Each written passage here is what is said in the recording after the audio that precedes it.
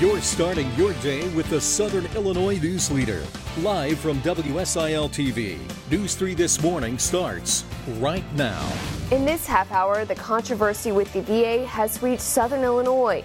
What an internal review of the Marion facility shows about patient wait times. Plus, a 12-year-old Wisconsin girl nearly stabbed to death by two friends is recovering, and her attackers could be tried as adults. The latest details in a few minutes. And school is out for the summer, but there's plenty for kids to do in our region. We'll take a closer look in our summer camp roundup. Good morning, and thanks for starting your Thursday morning with us. It's 5:30 a.m. We'll get a closer look at all those stories and more in just a moment. First, though, Ashley joins us live with more on what last night's storms left behind. Ashley, how are things going? Are we seeing any flooding around the area? We have not seen any widespread flooding. I think across this region, especially along Route 13 in Southern Illinois, because the rain ended really last night, a lot of that has been, the water has been able to kind of recede in any areas where it was rather high. But still be cautious as you head out the door this morning. Maybe add a little bit of extra time to allow for any of those kind of water covered roadways, and remember, never drive over them. The good thing is today is expected to be much drier. We are seeing drier conditions across the region right now, with most of the rain already pushing off to the south and east. Temperatures right now are in the 60s. We are at 65 degrees in Goreville, 66 in Harrisburg, and 62 in Wayne City. It definitely feels much cooler out here as well, especially once you factor in that wind, which has switched to the north and northeast, so pulling in that cooler air. Temperatures today will also be cooler and even below normal with a high of 78. We will see the chance for thunderstorms in southeastern Missouri, but many of us remaining dry today. We will talk more about our next chance for rain, and we are looking at the potential for some more heavy rain as well just around the corner. That's coming up in just a bit. For now, back to you guys. Yeah, the light of day is showing out there, kind of seeing some clouds forming behind Ashley, so I don't think we can handle much more rain. Yeah, I'll take the break in the rain for just even till tonight. Yeah, absolutely. And in other news this morning, Bruce Rauner is wrapping up a swing through Southern Illinois in his campaign for governor. The Republican comes to the region facing criticism for attacking Governor Quinn's budget plan without detailing his own. News 3's Eden Schultz has the story. Our government in Springfield is not working for you and your families. Bruce Rauner visited workers at Chester's Gilster Mary Lee plant Wednesday evening with his pro-business reform agenda. We're not competitive. Our regulations are hostile to business. Our taxes are hostile to business. But he was not about to detail his tax and budget plan or say when he might do so. That's despite growing pressure, including from Governor Quinn. People say, well, we want it today. Well, you know what? We've got 5 months until the election, and our plan is going to be crystal clear long before the election. Rauner does say he wants to see the higher income tax expire at the end of the year. The governor argues it will force devastating cuts, and Moody's credit agency suggested just this week it would erase the state's fiscal progress. They are making that statement because they see lack of structural reform. You see, we need to reform our cost structure and our spending in Springfield and change that entire structure because the government is too burdensome, it's inefficient, it's ineffective. The owners of Gilster Mary Lee are confident Rauner's plan will be a step in the right direction.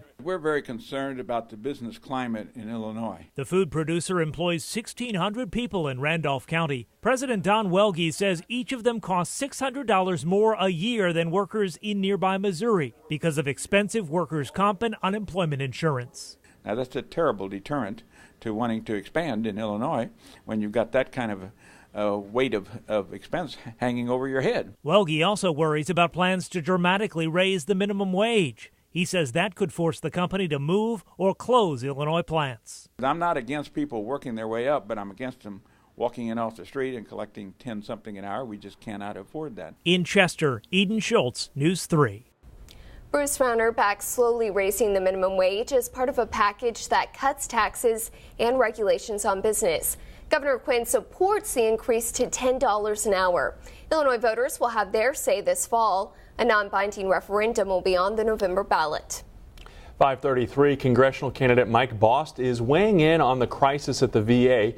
He met with local veterans in Marion.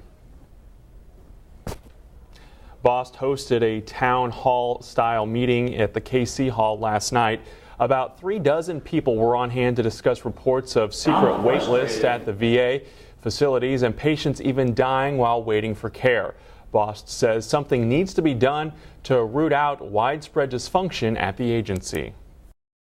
After problem, and it was always pushed off, and oh, that's not really the case, or oh, that was an isolated incident. Apparently it's not. We need to, and let me tell you that we probably need to send some, from the Justice Department, someone in to start doing the investigation. Boss election opponent Congressman Bill Enyart will visit the Marion VA later today to address the issue. Veterans in our area have also experienced problems with the VA.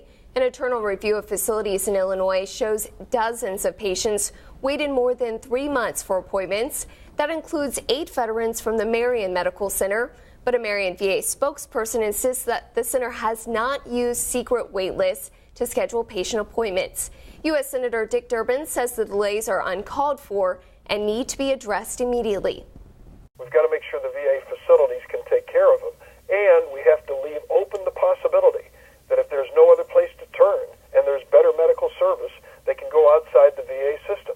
That, to me, is the only answer in extreme cases where otherwise they won't get the care they need. Marion VA officials say the longer wait times were caused by a staffing issue, and they have worked directly with the patients to fix the problems. Authorities have arrested a man in New York who is believed to have stabbed 2 young children. Police say the man stabbed a 6-year-old boy and 7-year-old girl in the elevator of a public housing complex in Brooklyn. The boy died as a result. The children had been on their way to get ice cream. Police haven't released a motive.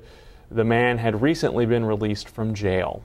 And in Wisconsin, the 12-year-old girl stabbed nearly 20 times by 2 of her friends is recovering. Doctors say she is now in fair condition. According to investigators, the suspects thought by killing their friend they'd become, quote, agents of a demonic internet character. The preteens have been charged as adults, saying the 2 plotted the killings for months. An attorney for one of the suspects says she has mental health issues and should be tried in juvenile court. It is 5:36. Let's switch gears now and head out to Crab Orchard. Ashley, how's the weather? Actually not looking all that bad. It's actually kind of cool out here. I think it's just kind of a shock to the system after all of the warm air we've been dealing with lately. It looks like it's going to remain cool for a couple of days before we heat up and see more storms. Your full forecast is coming up next, but first, here's a live look over Marion. Putting accuracy first. This is News 3 Weather. Good morning. We are live here at Crab Orchard this morning, where, of course, a lot of rain has fallen over the past 24 hours or so. A lot of rain here as well, especially in Williamson County, really just about anywhere. And what's happened is a lot of that water is just kind of standing in place. And we see these tire marks here just in front of the lake there, and a lot of water kind of pooling in those tire marks. Probably not a good idea to kind of drive through any saturated areas this morning, any kind of grass or even a lot of puddles, of course, across the region as well. And so you'll need to definitely be aware of any of those roadways that may be sitting in a low-lying area that may typically flood. Likely they could be covered with water this morning, so something to definitely be aware of. We haven't heard any widespread reports of flooding. A lot of that was a problem yesterday when the rain was falling, but now it has since kind of faded away. A lot of that water has been able to recede, so that's definitely some good news. Temperatures this morning, the other big story, definitely a lot cooler than where we have been the past several days. We're in the 60s across the region right now, 65 degrees. Each one of those days is either at or below normal, so definitely a big difference there compared to when we were at or above normal most of the week. So I'm enjoying the cool down. How about you guys? I was just looking at that, and I think we talk about it all the time. It's hard to define normal around here, but it looks like we might finally be getting it, huh? Yeah, 84 is normal for this time of year, so it looks like that's where we will be for the weekend, otherwise below normal. All righty, thank you, Ashley. It is 5:42 on your Thursday, and up next in the Consumer Watch, student loan debt is costing college students in more ways than one. What typical milestones many are giving up when News 3 This Morning returns.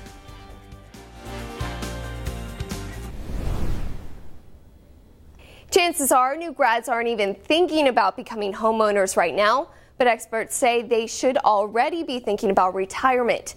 Due to student loan debt, many money milestones have shifted. The number of homeowners under age 35 is at a record low, but the numbers of households with student loan debt is at a high. Experts say time is on the side of recent grads. Saving for retirement now is important with 40-plus years to get in the job market, and staying away from mortgages they can't afford is important. Thank you, Stephanie. It is 5:45. School is out for most kids in the area, and that means summer programs are getting underway in our region. News 3's Brandon Morano checked out a couple of local camps to find out what they have in store. Next three. Good job, Gabby. Whether it's getting ready for next season or just plain having fun with friends, summer camps are popping up all over Southern Illinois. In Des Moines, Brandon Morano, News 3. The remaining FCA summer camps will be held in Union, Perry, Jackson, and Massac counties. For a full schedule and information on how to register, head to our website, WSILTV.com. 5:47, and up next, the St. Louis Cardinals take a trip across Interstate 70, hoping for better luck against the Kansas City Royals. And the Carbondale Terriers try to keep their postseason going. More on their face-off against Salem. You're watching News 3 this morning.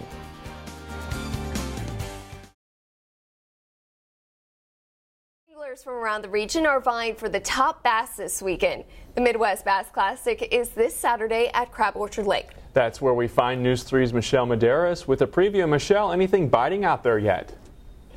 Kevin, nothing's biting this morning but the bugs, but these guys are here to help me and teach me how to cast and tell me a little bit about the event this weekend. I'm here with Ron Hudson. Ron, tell me a little bit about the Midwest Bass Classic. What are people looking for? Well, this is the 21st year for it, and this is kind of a fundraiser for things that we sponsor, mainly having to do with youth programs. We do a lot of things for youth. As Howard's holding a deal there this show, we do the kids fishing derbies, a youth duck hunt, youth turkey hunt, and we do the hunter safety age classes at John Logan.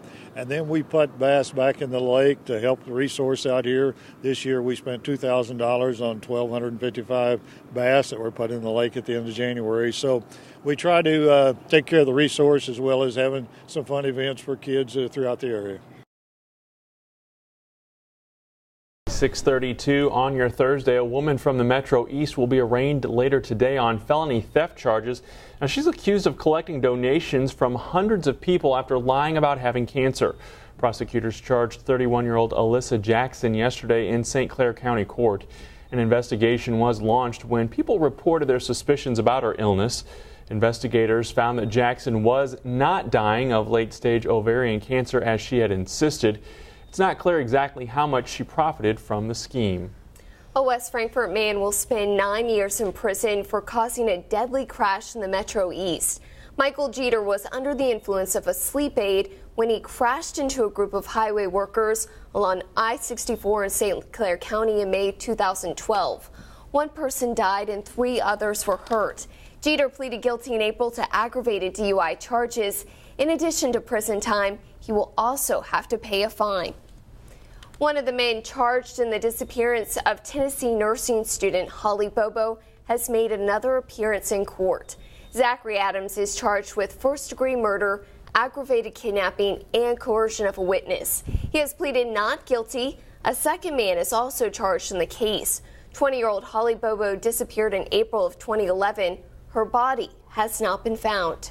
It's not clear if any charges will be filed after a fight in Paducah turned deadly. Investigators say 46-year-old George Miller was stabbed to death.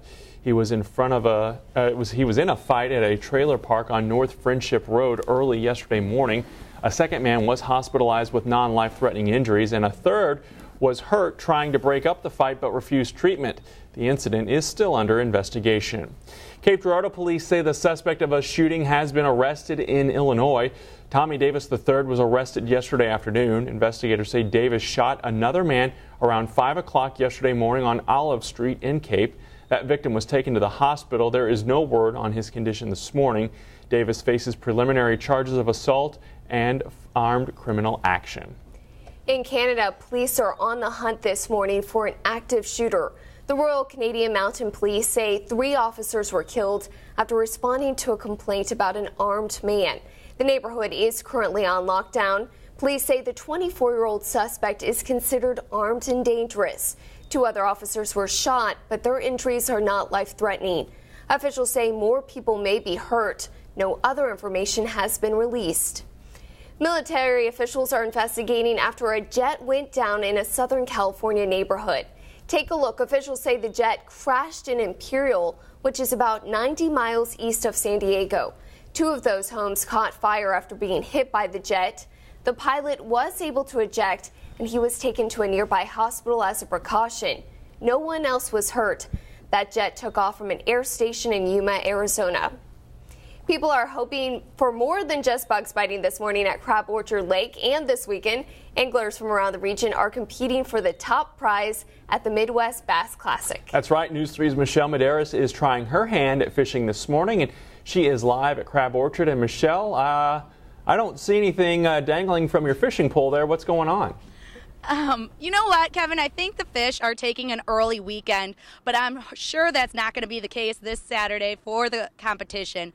But I'm actually here with Dwight Hoford. Tell me a little bit about the Midwest Bass Classic. When is it going to start? Midwest Bass Classic will be Saturday. The takeoff will be at 5 a.m. All right. Any special tips for anybody out there? Catch them and bring them in. All right, we'll try.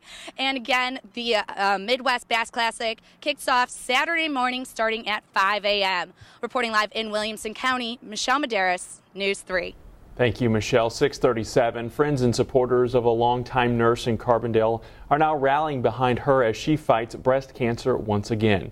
Donna Crow founded the Women with Hope support group and works as the patient navigator at the Breast Center through Southern Illinois Healthcare in Carbondale. The women who have gone through the care there are holding a benefit dinner Saturday night at the Carbondale Eagles Club. It starts at 5:30. There's a dance that follows at 8 o'clock with live music.